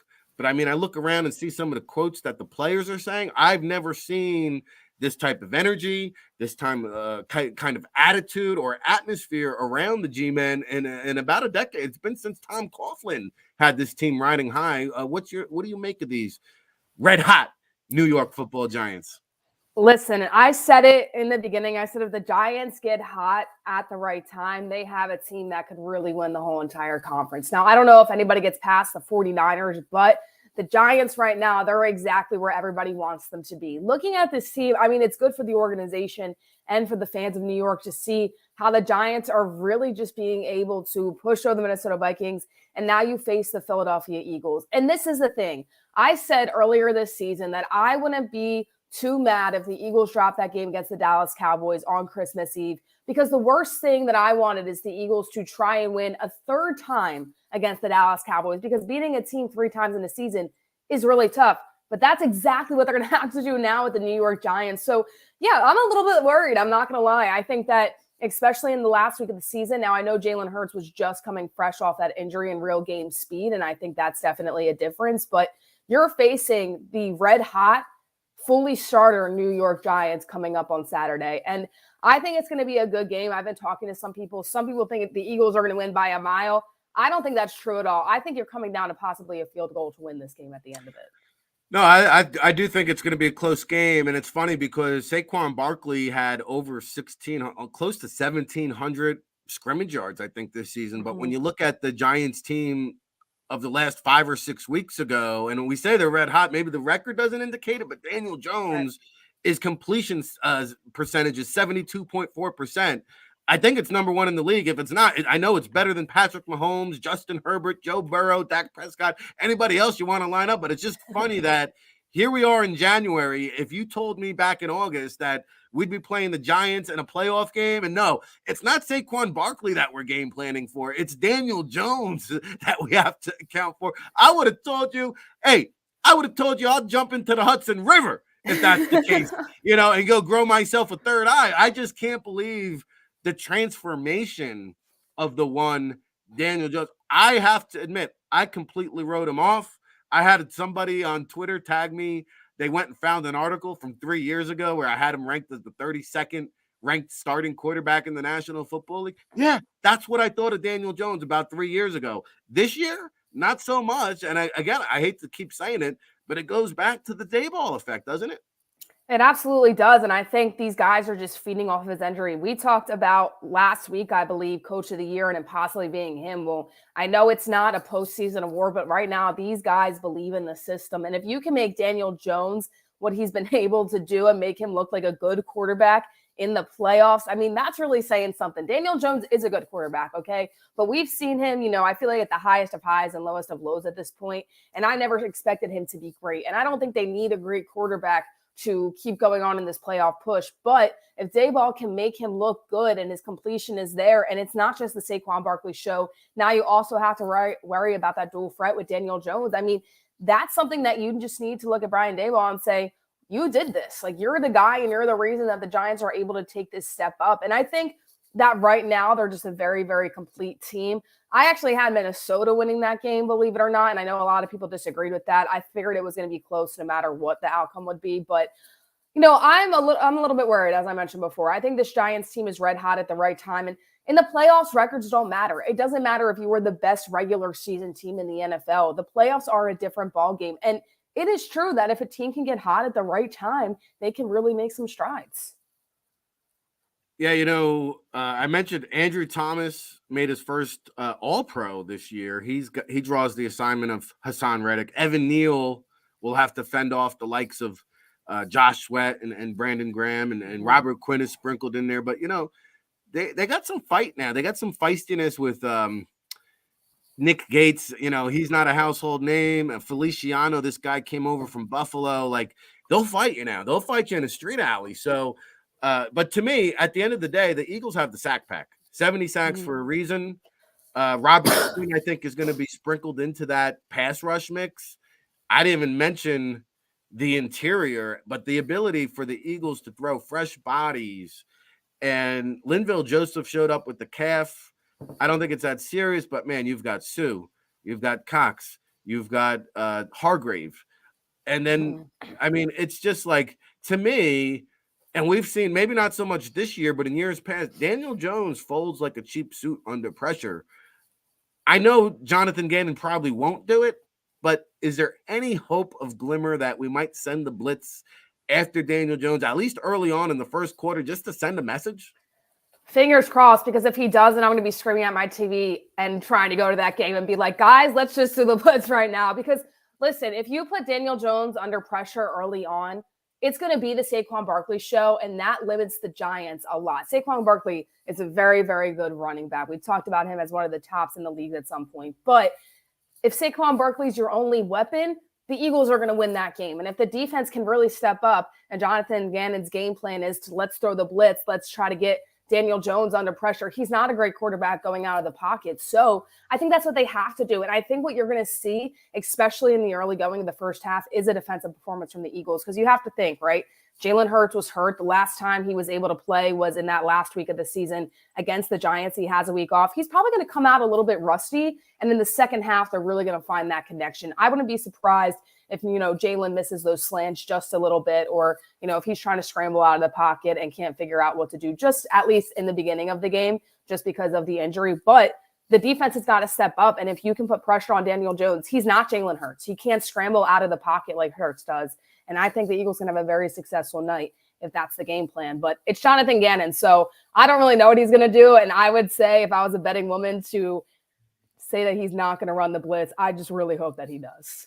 Yeah, and it's funny to think about. He's got like 3 or 4 head coach job interviews this week, and here's a guy who's got probably the top-ranked defensive unit in the NFL, and yet if he goes and takes another job, not too many Eagles fans are going to shed a tear. It's just unbelievable. But now, I will say this. Earlier in the year, when he did send some of those blitzes and Chauncey Gardner-Johnson was back there, he's a guy that can tend to gamble and kind of play coy and lure Daniel Jones into an errant throw. And quite frankly, Darius Slay, James Bradbury, it's been a while since we've heard from them in terms of picking off a pass, making an interception. I think the time is ripe. Now, Daniel Jones has had a career low 5 interceptions. He's only fumbled the ball 3 times all season, which is so uncharacteristic, because here's a guy who's turned the ball over 15, 20 times a year on occasion. But to me, I think you send the rush, and then you'll allow the defensive backs to play a aggressive style of play, because you know what?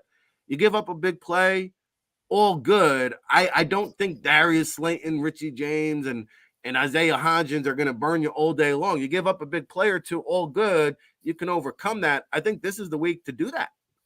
I think so too. And I think you look at the New York Giants, you talk about sending the rush and sending the blitz and just making Daniel Jones to force to be able to air it out or throw it away. The other thing is too, Daniel Jones is going to have to deal with playing at the link, and home field advantage matters. We saw that in 2017, right? You're the New York Giants. You're the underdog going into this game. I don't care about Minnesota. Okay. Minnesota is probably, you could hear a pin drop to playing. Philadelphia is going to be next level. I mean, this place is going to be rocking. And is Daniel Jones even going to be able to hear the play calls in his helmet? Honestly, probably not. And I think that could just throw them off. And I think if the Eagles bring the energy, especially setting the scene early on, that it's going to be a long night for Daniel Jones. Now, I think if you're Jonathan Gannon, I mean, the defense is really going to be the key of this game, because as I said before, I think Jalen Hurts is going to have a really good second half, but he might come out a little bit rusty in the first quarter. And I think some people can agree with me on that, just because he's been injured. The last time he played was against the Giants, and he's just getting back into that game speed type of play. But this defense needs to have a big game. And if they do, everything we're saying, play an aggressive style, going after the QB, I mean, the career high and the low season high of interceptions and fumbles this year for Daniel Jones, it's going to get up there now if that's what happens in the link on Saturday night. No, it'll be interesting to see. And I wanted to go somewhere with the next question, which was, I think we saw it in the first matchup, like A.J. Brown, Devonta Smith, they kind of mishandled the Giants cornerbacks. Now, I can't remember. I don't think Adoree Jackson was in that game for the Giants the first go around. I know he wasn't in the second go around. So we're going to see Adoree Jackson the first matchup here, who's got some height to him. I think he's like 6 feet tall, but I remember him coming out of USC. He was kind of a scrawnier, kind of cornerback, along with Darnay Holmes. I feel like the Eagles wide receivers, especially A.J. Brown and Devonta Smith's physicality, A.J. Brown's size, I'll throw Dallas Goedert into the mix. I think there's just too much size, physicality, and grown man football to be had there to kind of abuse. I hate to use the word abuse, but I think they can abuse the Giants defensive backs personally. And I think you set that pace early on in the game as well. I understand Boston Scott had a really good game against the Giants in that last week, but this has to be the A.J. Brown show, the Devonta Smith show, and the Dallas Goedert show. Heck, if you're Nick Sirianni, do a little bit of everything. Throw the Giants off guard. But I just think you look at A.J. Brown and the physicality that he brings. And the one thing that I love about A.J. Brown is he can make a catch and he still can push for 10 yards if there's 5 guys around him. He is just so physical.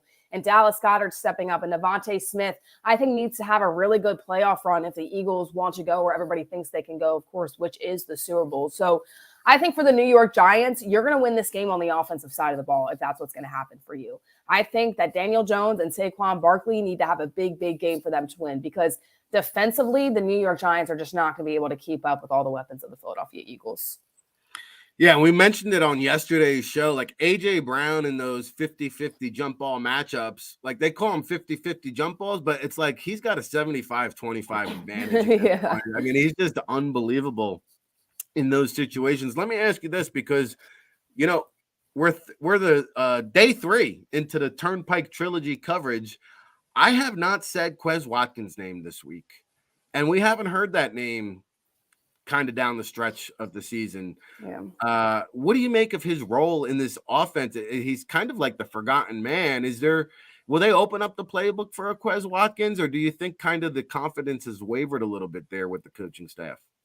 I think in this game, when you look at the cornerbacks and secondary matchup with the Giants and the Philadelphia Eagles offense, you don't really open up the playbook for Quez Watkins just because you have so many weapons and so many guys that Jalen Hurts already trusts to be able to make those catches and be able to make those plays in this game.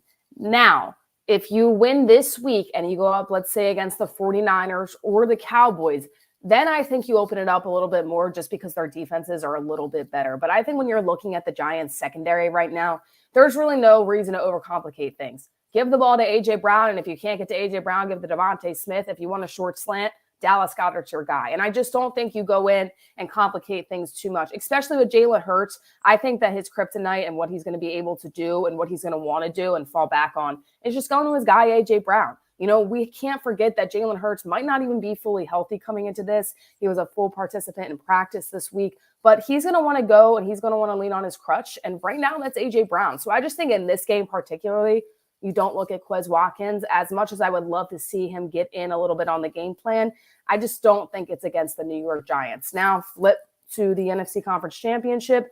We're talking about something a little bit different. Delmarva Sports Director Kayla Santiago here on the TFP with RIC. You out there. Shout out to all the chat room people. You know, typically, Kayla, we don't make too much about the third string running back on ball clubs. But last time we saw Boston Scott, the 5'5" giant killer, he was scoring his, I think, 10th touchdown in 8 career games. And as much as I want to get back to Miles Sanders, it's kind of hard not to want to throw Boston Scott almost for like the mental. I mean, there's got to be something in their heads at this point. Like there has to be a mental aspect of playing Boston Scott to the Giants too. I can only imagine like when they see him back there returning kicks. Well, here we go again. How many touches do you foresee for the Mr. third string running back on Saturday night? Listen, I think we're going to see that rotation like we did earlier in the year, and it's going to be a little bit of Boston Scott, and it's going to be a little bit of Miles Sanders. There's no way that Miles Sanders is going to run the show in this game because, as you mentioned before, Boston Scott has real estate in the New York Giants' heads, and we've seen that for the past few seasons as well. So I think if you're Ric Serritella, you have to say, this is what worked, and then if it doesn't work, you go back to your guy, Miles Sanders, and you figure it out from there. But the rotation of quarterbacks has to be there. So I honestly would not be surprised if Boston Scott either gets as many touches as Miles Sanders or it's just a little bit lower than Miles Sanders. I think they're going to split it up a lot more, especially because you have Jalen and he's a guy who can roll out of the pocket and run and give you a first down as well. So I think that Nick Sirianni is going to go to what works, and I think we're going to see a lot of Boston Scott. And I think if you don't see Scott and the Eagles' run game is getting stomped, you're going to hear a lot of angry Eagles fans is what I'll say. No, I agree. And you mentioned the link earlier. The Eagles wrapped up home field advantage. They have the number 1 seed. I know the 4th and John tailgate is going to get kicked off at 6 a.m. on Saturday. This game kicks off at 8:15 p.m. Is this going to be the loudest decibel level that the link has registered since 2017 Saturday night? It's going to have to be, especially because it's an NFC East rival. I mean, that's the most exciting part about all of it. Now, going into these games and, being from around the Philadelphia area originally, it's like you don't want to lose to an NFC East rival in the playoffs. That's the last thing you want. But that place is going to be even more electric than ever. And then forget about it. If the Cowboys win and it's Eagles-Cowboys, oh my gosh, you might just hear the whole entire city of Philadelphia erupt at that point. But I think this is going to be absolutely crazy. I think fans are going to be there. I think a lot of people are going to be glad it's Saturday night too, because then you can start tailgating whenever the heck you want. It's not like you have to start at 6 a.m. for a 1 p.m. or 4 p.m. start. So I think a lot of people are going to be excited. I'm excited. I'm ready to go. And I just think that because they're in the same division, that even brings more of an edge. And I just want to say for all Giants fans, respectfully, don't wear your jerseys into Lincoln Financial Field because you're going to hear all of it all night long. And I'm sure you just want to go there and watch your team play football. So even if you're a Giants fan, make sure you have a big, heavy coat and nobody can see it in the Lincoln Financial Field. Shots fired. The warning has been issued, Giants fans. Buckle up, hunker down, wear your big boy pants, okay? Let me ask you this. You mentioned you thought it was going to be a close game. I know you've got the Bird Gang. Before we get you out of here, the road through the NFC, the road to Glendale does run through the NFC East, but the Cowboys have to knock off the 49ers for that to hold true. I see that as a coin toss matchup as well. I don't think the Eagles-Giants is a coin toss. I think it's a close game that the Eagles should dictate and control, but I think the final score will look close. How do you see the Cowboys-49ers matchup? I think it's going to be a battle of two defenses, and I think it's going to come down to whoever gets the ball in their hands at the last time, whichever offense can really make a play, because we've talked about the 49ers. I mean, the things that they've been able to do with their backup quarterbacks has just really been crazy to watch, but that's another team that is hot at the right time for one, and also has a lot of talent, especially on the defensive side of the ball. And you look at the Cowboys and you say, that performance against Tom Brady and the Buccaneers. Now, I understand the Buccaneers have not been that good all season. Tom Brady is not himself, but it is still Tom Brady in the playoffs. And I do think you have to look at that. And I think that Micah Parsons was just playing at a next level. Now, I don't know if he'll play like that against the 49ers, but I think you see two defensives coming at one another, going down each other's throat. And then at the end of the game, it either comes to a field goal, which you hope for the Cowboys that it's not their kicker because of the performance he had against the Tampa Bay Buccaneers, or it comes down to a last-second possession that a team's able to score. So I honestly think it's going to be pretty low scoring. I don't think it's going to be like a 34-31 game at all, just because I think it's going to be more of a defensive battle. But I think it's going to be a good game. I'm actually excited to watch, and I'm excited that we're not playing the Cowboys as, coming from around the Philadelphia area. But I think it's going to be a really, really good game that is going to be coming down to the wire more than the Giants and the Eagles. No, I agree. That could be a last possession type of matchup. We got a few minutes left to play with here, Kayla. I want to get your perspective on, the one team that nobody really figured or if I gave you the what is it? What are we down to? 8 teams or 6 teams? If I said one doesn't match the others, it's the Jacksonville Jaguars, right? Yeah. Nobody expected them to be here. And what a job Doug Peterson has done taking that team into the playoffs. And now nobody's giving them a shot against Andy Reid and the Kansas City Chiefs, but that's going to be a fun one, at least for Philadelphia fans to watch. Are you giving the Jaguars a puncher's chance after coming back from 27 down last week? I don't think so. I mean, listen, Dougie P has all the praise in the world, right? He brought the Eagles the first ever Super Bowl in history. I think he's a very good coach. I think this is honestly going to be more of a coaching matchup than even a player matchup too, because I'm excited to see what Big Red and Doug Peterson kind of throw out there in their coaching playbooks and everything like that. But I just think the Chiefs, honestly, are going to win out of the AFC. I mean, you look at the Bills and you see how close that game was against the Dolphins. You see how close the Bengals game was against the Ravens. And you say, okay, what are these teams doing? Because you're playing backup quarterbacks and you're keeping that game close and almost losing that game at the end of the night. And I really like Jacksonville.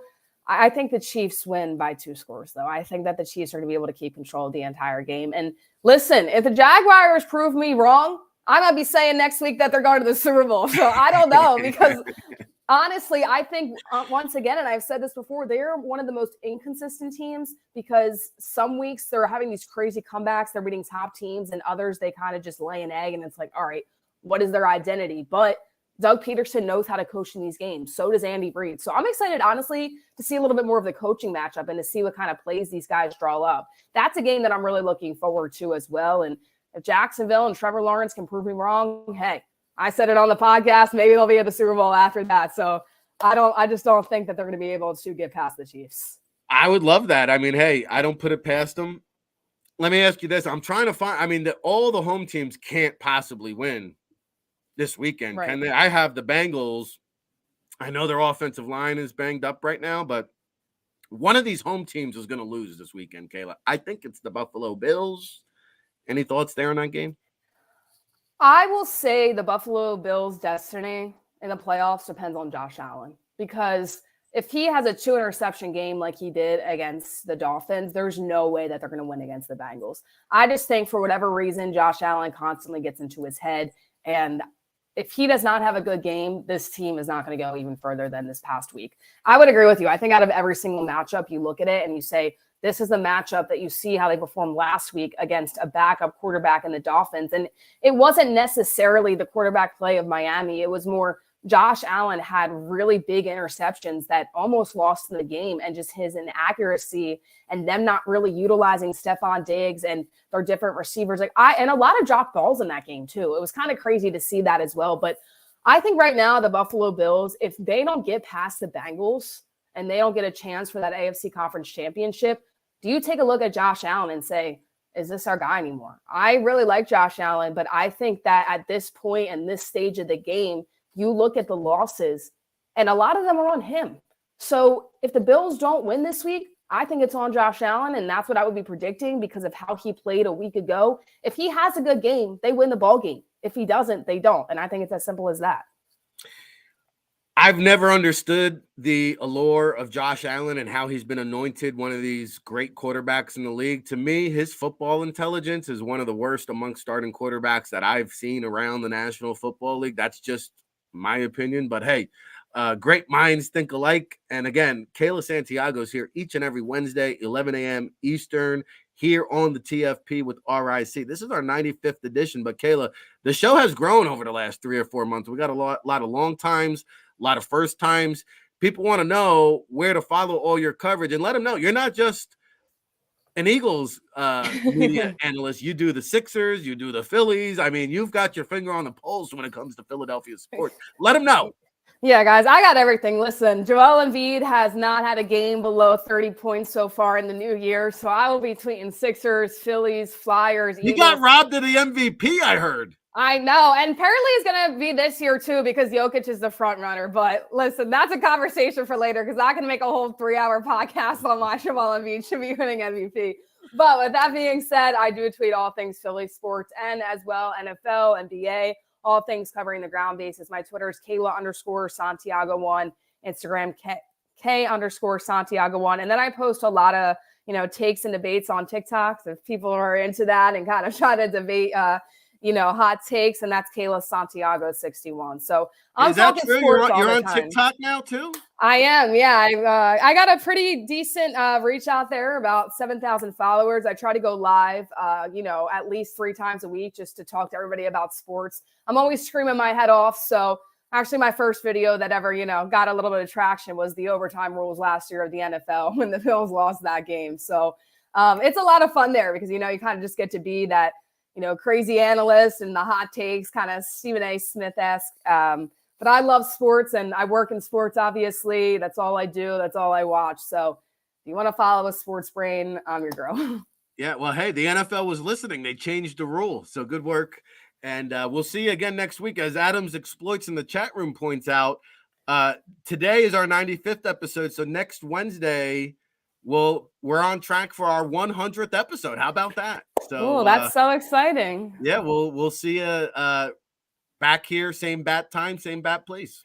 Yeah, absolutely. And hopefully it's after an Eagles win. Go Birds. All right, there's Kayla Santiago. We got the 3 Batman. There goes our Bat Girl. She does a great job breaking it down and dropping knowledge here on the Football Playbook. Hey, we're getting down into the final part of the show. We've been holding it down with straight, pure Eagles talk. Oh, yeah. Martin Frank, Delaware News Journal, Glenn Irby, Eagles Newswire, and Kayla Santiago right there with straight Eagles fire. Man, I'll tell you, if this isn't the place to be for hump day to get you through your midweek blues, I don't know where else you'd rather be. Smash that like button. Brandon Lewis, Phillypolis, Adams Exploits, Shakur, Akcoms, Razors, Stephen J. Patton. I appreciate all the love and support. And yeah, we have some great guests today. We got some great guests tomorrow. Emery Hunt from CBS Sports Football Game Plan. The czar of the playbook will join us to kick off the show. Dane Vandernat will sprinkle in a little NFL draft there tomorrow. Eugene Chung will be on to talk Eagles football. Of course, assistant O-line coach of the world champion 2017 Eagles. And then Football Friday affair. Speaking of the world champion Bird Gang, Coach John DeFilippo joins us on the Football Friday each and every Friday. And we will have Mike Gill along with the man, the myth, the legend, Baldy's Breakdowns will join us on the Football Friday affair. So, hey, we're just getting started here on the Football Playbook, but we are running out of time. I've got some what acronym, Adams, are we talking about? Let me know. And, yeah, you're right, Phillypolis. Eugene Chung, I don't know. It's kind of a sensitive topic. You can Google it and find out more. I've been a little bit hesitant to bring it up here on the show. It's a damn shame what they've done to Eugene Chung.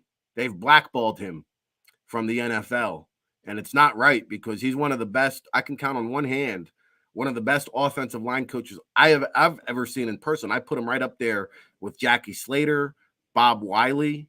I mean, Eugene Chung is one of the best. Jeff Stoutland, he's one of the best, Eugene Chung. DV something? What were we talking about? The DV. Oh, the DVOA. Yes. I'll try to get into that a little bit. The DVOA.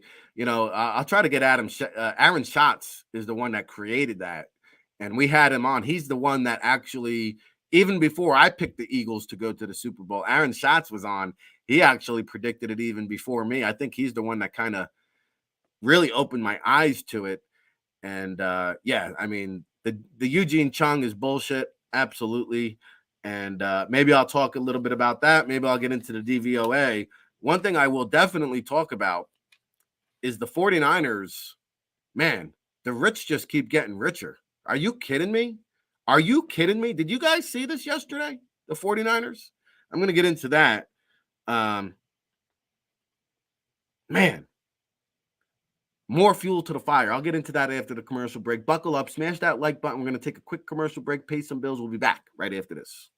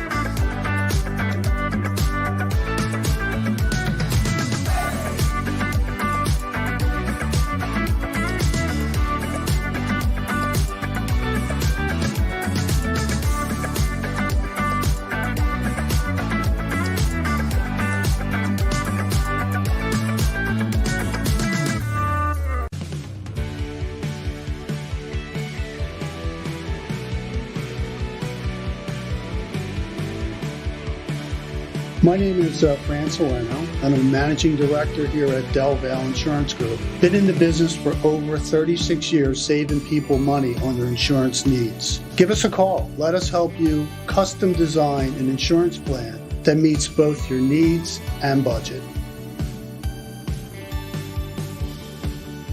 Since 1977, it's always been about you, the community, at Rafferty Subaru. And through the Subaru Love Promise, we prove we care by supporting charities like So Good Now. So Good Now helps kids in under-resourced areas by connecting them with student athletes to serve as mentors. We remove barriers so athletes can help youth in the corners of our communities where light and love are needed most. When you choose Rafferty Subaru, you help organizations like So Good Now. It's all about you at Rafferty Subaru. Go for the beers, go for the cheers, go for the hit and the hits, go for the scene, go for the screens, go for the gallery, go for the win, go to Ocean. We all know that taxes are just part of life. It's true during our working years, but also in retirement. But what you might not know is up to 85% of your Social Security benefits might be taxed. Our team at Thrive Financial has helped retire thousands of people across the Delaware Valley by asking questions they never knew they needed to ask, including how their Social Security benefits might be taxed. It's time to be proactive on taxes. Get your Thrive Retirement Tax Playbook today.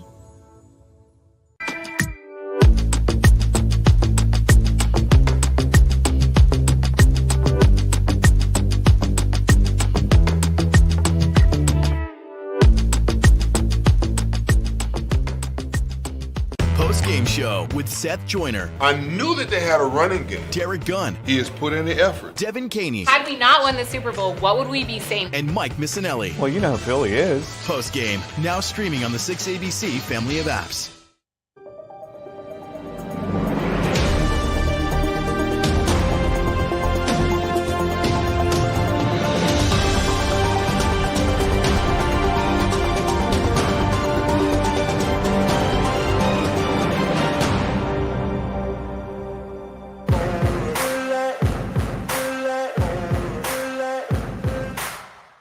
Buckle up.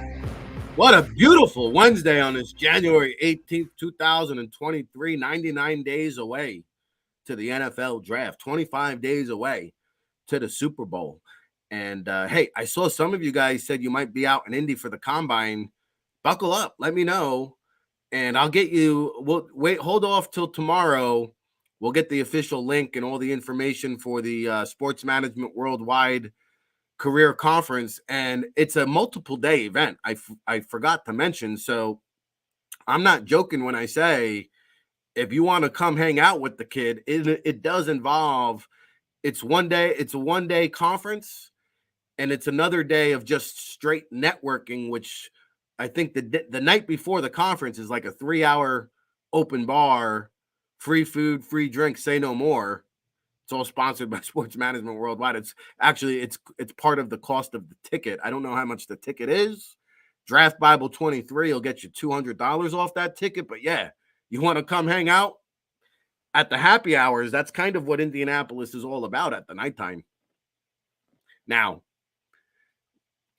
when the combine changed all the events to prime time, then it became a little bit trickery. It just made the happy hour start later. So now you instead of these shindigs starting at 7 p.m., they start at 10 p.m. or dare I say midnight. In fact, Mike Tenier, our guest yesterday, the last time I saw him was probably about 3 a.m. somewhere on the streets of downtown Indianapolis. Sorry, Mike. Phillypolis, please get at me. I'd love to see. I think Tori B said she's in Indianapolis. Let's have a football playbook get together, shall we? I'm all for it. Speaking of Mike Tenier, and Adam, you know, the DVOA, I'll get Aaron Schatz back on to talk about it. We had him on earlier in the season, back in August or September. If you go back, he does explain it. I asked him to explain it. I probably do. My email is ric@nfldraftbible.com. I probably do it a disservice trying to explain it, but to me, it's kind of like the war version of DVOA is kind of like the war of baseball, but it's more of a team stat. They take every play, they add a value to it, and it's kind of like a skewed scale, and they come up with a DVOA analytical ranking So I could probably spend a whole show talking about it, and you might not understand it. Richard Rosania, thanks. Stop hitting that snooze button. Good to see you. Shakur, hey, stop it with that ESPN nonsense, brother. No fugazi here. We're not about the powder puff and fluff. We talk real football on the TFP. Tyler Bolich knows what's up. Yeah, take it from your boy TB. He's the true GOAT for a reason. He knows what he's talking about. All right, so Mike Tanier, I want to sneak in some housekeeping notes. Mike Tanier did a great article I saw this morning on the New York Times, the proliferation of the quarterback sneak. I did not realize this, and shame on him for not mentioning this yesterday, that this was going to be on the horizon. But over the last 5 years, there's been a 275% increase in quarterback sneaks. Pretty interesting. Back in 2016, this is per Sports Info Solutions, good friend of the show, Matty M over there. Sports Info Solutions, great website. 73 quarterback sneaks in 2016 in the entire league, just 73. And this year, there's been 291. I can't believe the growth of the quarterback sneak. So there was only 73 in 2016. And that number has gradually increased. Now, the Eagles are the most efficient team running the QB sneak. They are 29 for 33 this year on the QB sneak on 4th and 1. That's pretty damn efficient. Now, it says here the 4th and 1 quarterback sneak play, 82.8% of the time, it resulted in a first down or touchdown. Think about that. So out of 291 quarterback sneaks, 83% of the time it's been successful. Think about that. Nobody does it better than the Eagles. Now, to put that in perspective, right? On 4th and 1, surprisingly, even though the quarterback sneak is successful 83% of the time, on 4th and 1, teams ran the ball with their running back on 694 occasions. Sounds kind of stupid. And the results are not as great. In 2022, out of those 694 rush attempts, only 62.5% success rate. So there's a 20% greater success in running it with your quarterback as opposed to the running back. It's interesting. Now, also, in the same situation, 4th and 1, I don't know how many plays. He didn't say how many plays, but the passing, if you pass on 4th and 1, it goes all the way down to 57.5%. Tory B, I don't think they changed that rule yet. They can't change that rule in season. I think they will. The NFL, Rich McKay and the competition committee are looking into this, and they might change the rule after this season. You can't change the rules in season.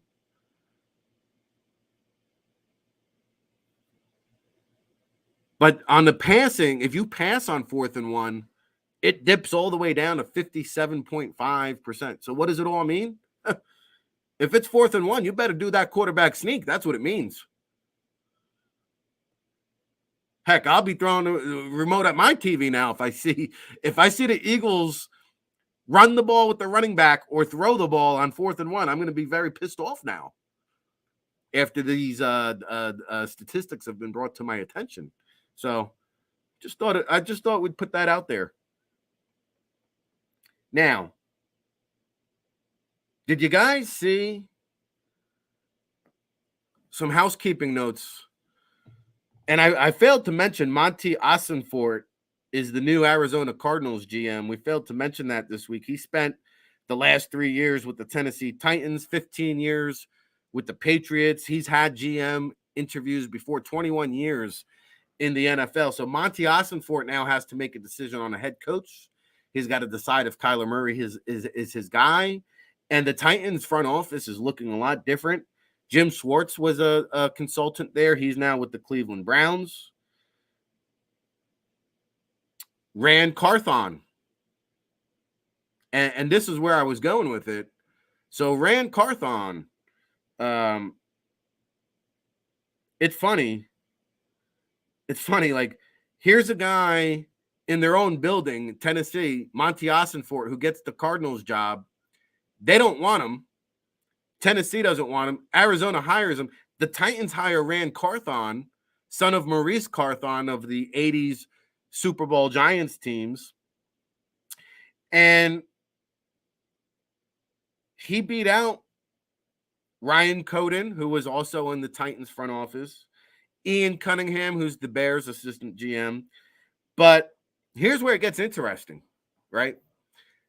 Because with the hiring of Rand Carthon from the 49ers, San Francisco now just got 2 more compensatory picks due to the new rules.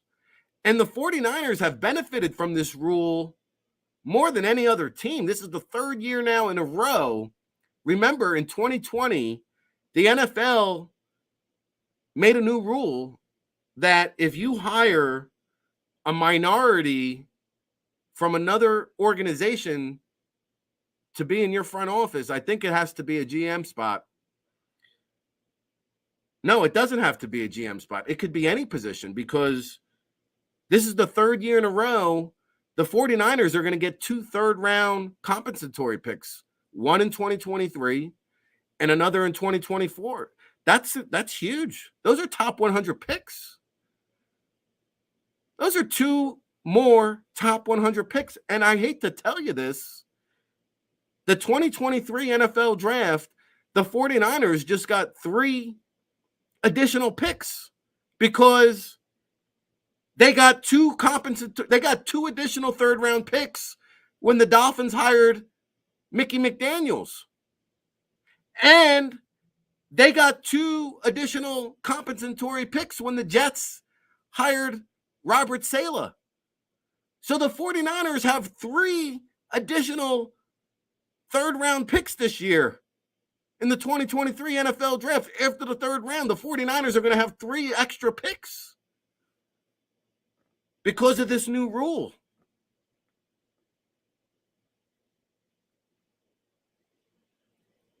I think that's big. Think about that. In the last 3 off seasons, they just acquired 6 extra draft picks in the top 100. The rich keep getting richer, man. So, by the way, did you see Trey Lance's speaking of the Instagram, I think Kayla Santiago just gained a couple new followers. And by the way, I know a lot of you are just discovering me on the JAKIB Sports YouTube channel. I used to have a show called The State of Football, and Kayla Santiago was my fill-in host whenever I could not make the show. So we'll see. I haven't missed many shows here, but you never know. She's a rising star in the industry, though. Richard Rosania, what's the Eagles' percentage on 4th downs? I don't have that information in front of me. I know the Eagles are 29 out of 33 on quarterback sneaks on 4th down. That's a good question, though. So I'll try to track that information down. I'd be curious to know myself. So, the rich keep getting richer with Rand Carthon. By the way, Trey Lance, what I was going to say, he sees the writing on the wall. Trey Lance knows whose team this is. There's no question in Trey Lance's head who the starting quarterback of the 49ers is going to be. Did you see the Instagram post he put out there? Very telling. He basically, in case you didn't see it, he put a picture of Rand Carthon, formerly now 49ers executive and current Titans GM. He put a picture of Rand Carthon in the Titans logo with the finger crossed emoji 3 times. Like fingers crossed Maybe Rand will bring me to Tennessee.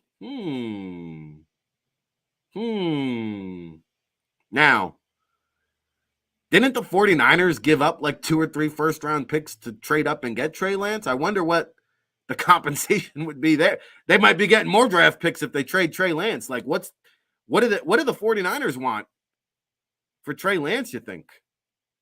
Coming off a second reconstructive ankle surgery? That guy, I hate to label him a bust. He'll never be anything what we thought he was.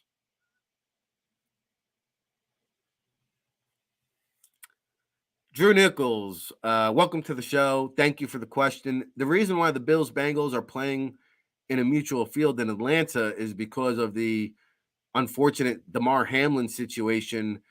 The Bengals and Bills were playing, I think, week 17, week 18, that last game, and it had heavy playoff ramifications depending on who would have won that game. The Damar Hamlin injury happened in the first quarter. The Bengals were up 7-3.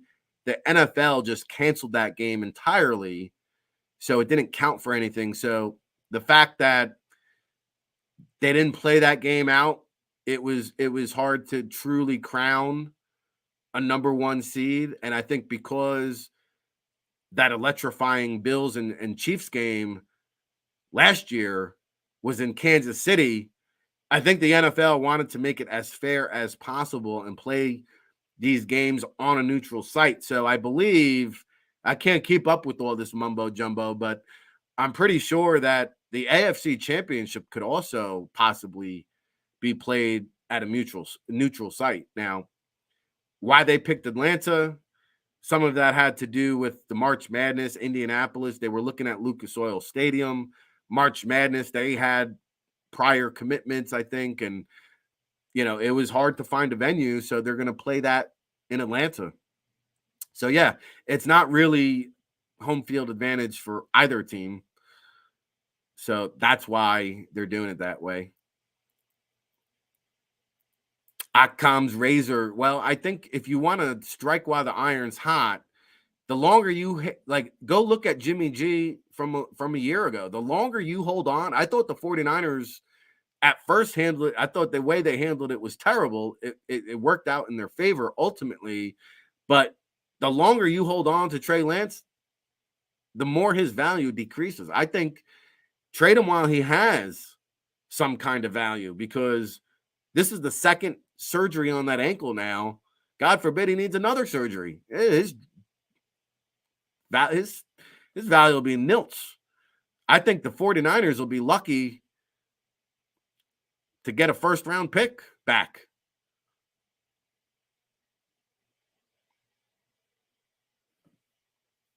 You can still get something for the guy.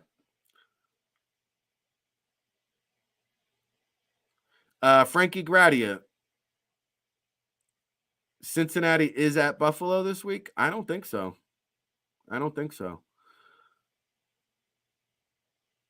Well, I think Lance's value will only continue to get lower, Occam's razor. I think his value, you still can probably fetch a first-round pick in exchange for a Trey Lance right now. And you could take advantage of what I think is a very poor draft class. How many plug-and-play starting quarterbacks are in this year's draft? So to me, you still got value there in Trey Lance. You hold on to him another year, his value might be nothing.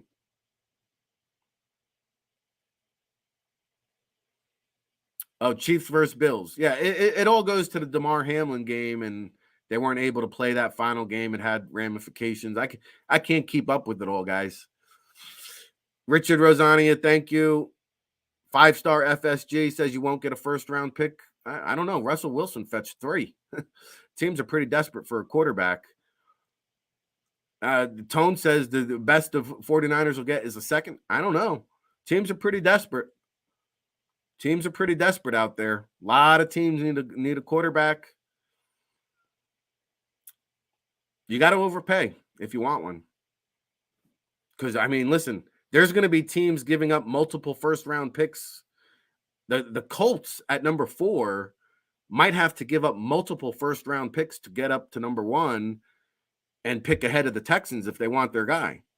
So would you rather give up 2 first-round picks for C.J. Stroud or Bryce Young, or give up 1 first-round pick for Trey Lance?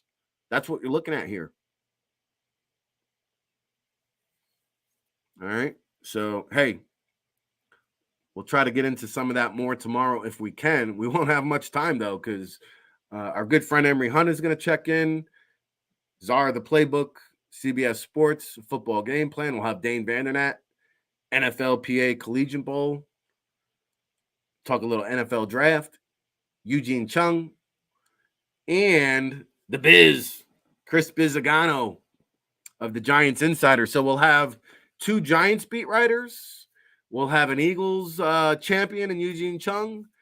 And we'll get some NFL draft perspective tomorrow on the Football Playbook. This was our 95th edition here on this Wednesday, January 18th, 2023. I hope the hump day keeps it funky fresh for you and you keep moving and grooving here on the JAKIB Sports YouTube channel. Sports Take is coming up next. We'll be back at it again tomorrow. Big shout out to all of our guests today. The super producer, Tone DeShields, holding it down. We're out of here.